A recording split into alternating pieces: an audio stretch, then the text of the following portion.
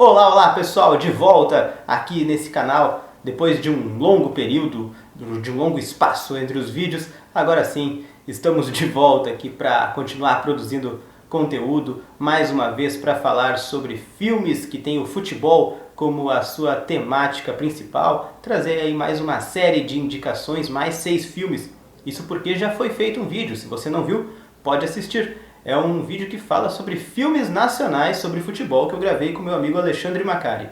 Hoje a temática é filmes sobre futebol internacionais. Mais 6 dicas para você, mais uma vez com o brother Alexandre Macari. Olá Jonas, olá amigos do canal. Vamos ver então se esses gringos entendem de cinema quando o tema é futebol.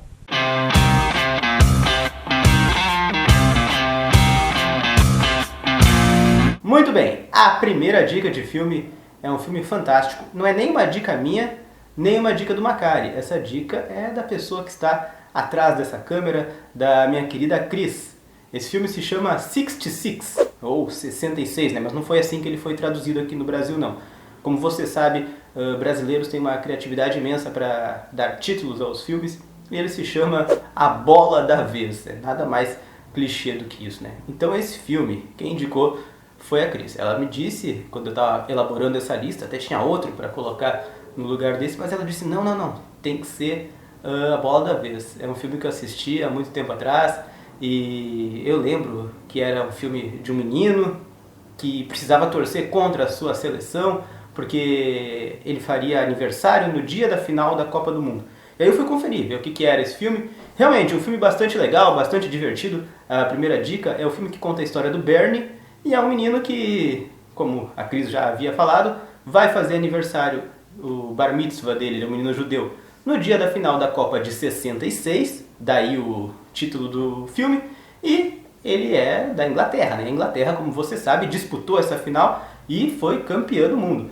Por isso, ele precisa torcer contra a seleção de onde ele mora, porque se a Inglaterra chegar até ali, vai ser uma catástrofe a festa dele. E ele já é um menininho um pouco zicado na vida, né? As coisas já não dão muito certo para ele, e esse seria o grande momento de ascensão dele.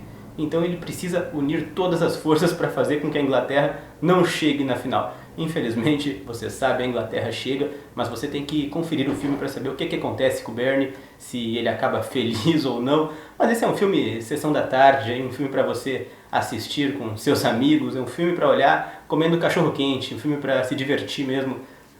E aí você fica com essa primeira dica. Minha primeira indicação é o filme Fuga para a Vitória, de John Huston, lançado em 1981. O filme é um remake de uma obra húngara chamada Uma Partida no Inferno, que foi dirigida pelo Zoltán Fabry em 1961. A trama do Huston aborda justamente a realização de um jogo de futebol entre nazistas e prisioneiros aliados. Para isso, a trama traz a ideia de preparação dessa equipe de prisioneiros aliados a partir da figura do John Colby, interpretado pelo Michael Caine, que como treinador e manager, ele acaba preparando a equipe ao mesmo tempo que escolhendo os melhores atletas, né? Acaba encontrando alguns bons jogadores, como o Pelé e o Bobby Moore, no filme interpretando personagens ficcionais, evidentemente. Ao mesmo tempo que ocorre essa preparação, também há uma tentativa de fuga sendo orquestrada e construída pela figura principalmente do Sylvester Stallone, que ao mesmo tempo que quer fugir do campo, ele quer também disputar a partida e acaba conseguindo uma vaga de goleiro nessa história. O John Huston consegue fazer uma boa trama, uma boa ambientação da partida, e é muito interessante como ele compõe esse cenário do jogo em si, com trilha sonora envolvente, com uma ideia, né, de captação dos movimentos que tentam representar essa ideia mais realista do futebol, e faz um filme muito envolvente para o espectador que gosta de futebol, evidentemente. Não vou dizer aqui se os prisioneiros venceram ou não o jogo, se fugiram ou não desse campo, mas mesmo sendo uma obra de ficção, é interessante pensar que há um episódio da Segunda Guerra chamada A Partida da Morte, que trata justamente de uma partida realizada entre prisioneiros ucranianos e nazistas num estádio em Kiev. Vale a pena conferir um pouco mais sobre isso no livro do Andy Dugan, chamado Futebol e Guerra, em que ele fala justamente essa ideia de resistência, de triunfo e de tragédia. O próximo filme se chama O Milagre de Berna. Esse também é um filme que tem um garotinho como o personagem principal. O Matias é um menino da Alemanha e ele é um cara fissurado por futebol. Ele é como se fosse o mascotinho do Helmut Hahn, que é um grande craque da seleção da Alemanha. O mascotinho porque ele é o cara que trabalha para ele, né? Ele busca a bola, ele arruma as coisas para viajar e tudo mais.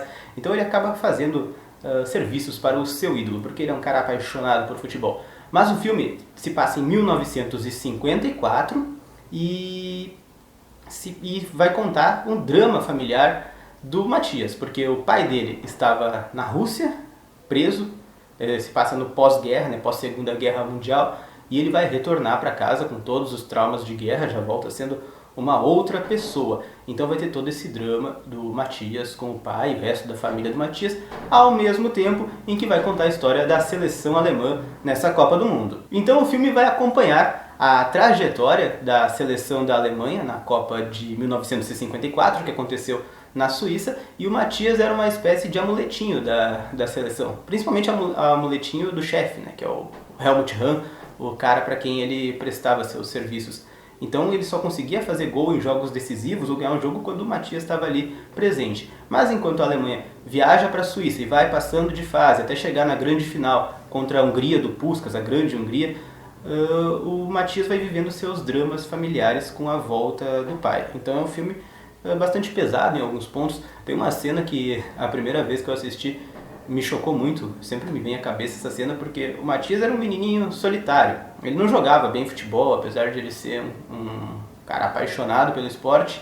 Ele era tipo sempre o último a ser escolhido e tudo mais, que nem o Bernie lá do filme que eu indiquei primeiro, 66. Mas o Matias, ele era um menino solitário, então ele tinha companhia dos seus coelhinhos de estimação.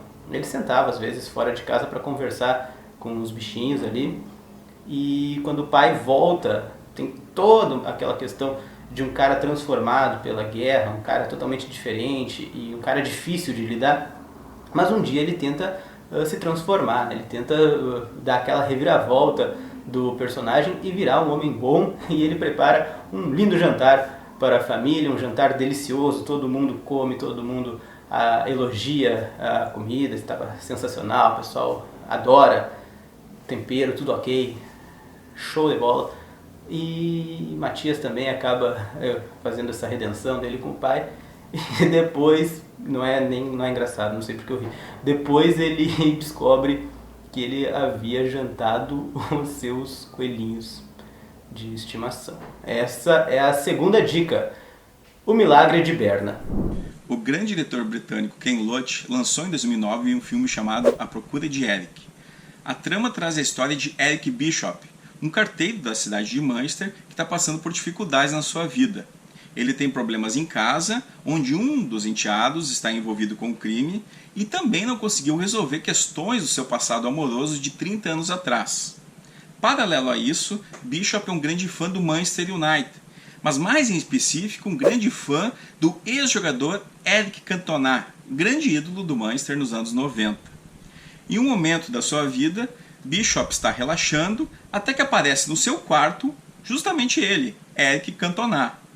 A trama brinca muito com essas questões do Eric Cantona, que foi um bad boy e teve grandes problemas no campo e fora dele, passar conselhos para o Bishop solucionar os seus problemas, dar autoestima para o seu amigo. Um dos momentos mais interessantes é quando o Bishop pergunta para o Cantona qual foi o momento máximo da carreira do jogador. E o Cantona fala que não foi nenhum dos gols que ele fez, mas sim um passe. E o filme mostra esse passe e, de fato, é um lance incrível. Então, o Eric Cantona, funcionando como uma espécie de psicólogo desse seu amigo, acaba procurando ajudá-lo para solucionar os seus problemas e ter mais autoestima. O filme é muito delicioso nesse ponto de procurar aliar as questões afetivas com o futebol e também com a família que o cerca. E, sem dúvida alguma, traz questões de reflexão para que o espectador possa ver até que ponto nós devemos, por exemplo, cultuar alguns atletas e também ser tão aficionado por algum time de futebol. Mais uma dica, talvez esse é o filme mais legal que já foi feito sobre futebol. é um dos mais, com certeza. Se chama Maldito Futebol Clube. Esse filme conta a história do Brian Clough, um treinador lendário da Inglaterra, e se passa num momento da carreira dele em que ele vai assumir o Leeds United, que sempre foi o grande rival dele, e é um time que acaba de perder o seu treinador, que era o Don Revie, que vai para a seleção inglesa e que também era o grande rival desse personagem. Então, eles, na vida real, claro, eles eram rivais. Então ele vai pegar esse lugar e vai fracassar no Leeds, vai ser um fracasso tremendo, e vai então contar essa história. Mas também é uma história da relação do Brian Clough com o seu auxiliar, o Peter Taylor, porque são dois caras que se complementam, né? É muito normal na história do futebol nós vermos grandes duplas, né, de treinador e auxiliar que não conseguem viver um sem o outro, e o Peter Taylor é um cara extremamente hábil em encontrar talentos e fazer contratações certeiras para o time, mas eles acabam aí no meio do filme, no meio dessa trajetória, tendo alguns conflitos, algumas divergências, acabam se separando, e o Brian Clough não consegue sucesso sem o seu auxiliar. Então é um filme biográfico, muito gostoso de assistir, a forma como foi construída a narrativa. E então fica essa dica aí pra você, Maldito Futebol Clube, da história desse grande treinador. O filme não chega, né, não avança tanto, mas depois ele vai ser bicampeão da Champions League, se não me engano, pelo Nottingham Forest. Então é um grande treinador e que tem um pedaço da sua vida contada nesse filme. Nossa próxima indicação é o filme britânico Driblando o Destino, da diretora Gurinder Chadha. O filme foi lançado em 2002 e traz a história de Jess, uma jovem de origem indiana que gosta de praticar futebol com os amigos num parque, até que uma jogadora de um time de Londres acaba vendo a Jess jogando e a convida para entrar nesse time feminino. Ela aceita, mas é esse momento de aceite que vai justamente começar a causar grandes transformações na sua vida, porque a família indiana, com as tradições muito enraizadas, evidentemente não vai aceitar que a Jess jogue futebol. O filme vai além disso, porque ele também mostra o preconceito da própria sociedade britânica relacionada à questão da prática do futebol feminino. Então, a obra traz momentos muito relevantes para a gente pensar e consegue fazer uma boa recriação dos jogos em si, do futebol feminino, e de como que isso vai envolvendo essas atletas que estão pensando justamente em seguir carreira. É muito difícil representar o futebol na ficção, e o Driblando o Destino traz boas sacadas assim, e claro, né, fazendo isso de uma forma muito leve e com bom humor também. Bom, eu agradeço novamente a oportunidade de dar algumas dicas aqui e até uma próxima. Então é isso, pessoal. Muito obrigado por terem assistido ao vídeo. Quero agradecer também ao meu grande amigo Alexandre Macari mais uma vez aqui comigo neste humilde canal, trazendo suas dicas muito profícuas, como ele mesmo disse no último vídeo.